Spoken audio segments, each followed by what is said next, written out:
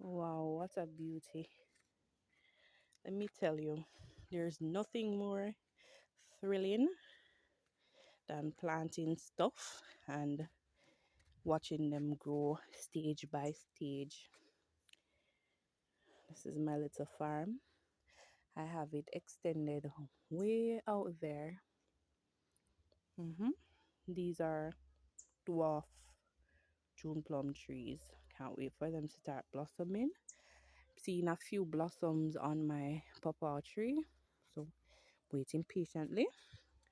That's dwarf Scotch bonnet. I have Neesberry coming up. Pawpaw tree as well there.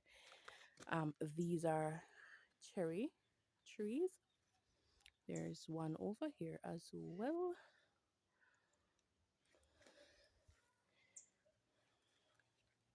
This is a bird pepper tree, as we call it in Jamaican. These are the tiny tomatoes.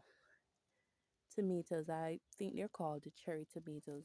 And I have scallions, a few garlics, cucumbers over there coming up, some tiny Scotch bonnet peppers.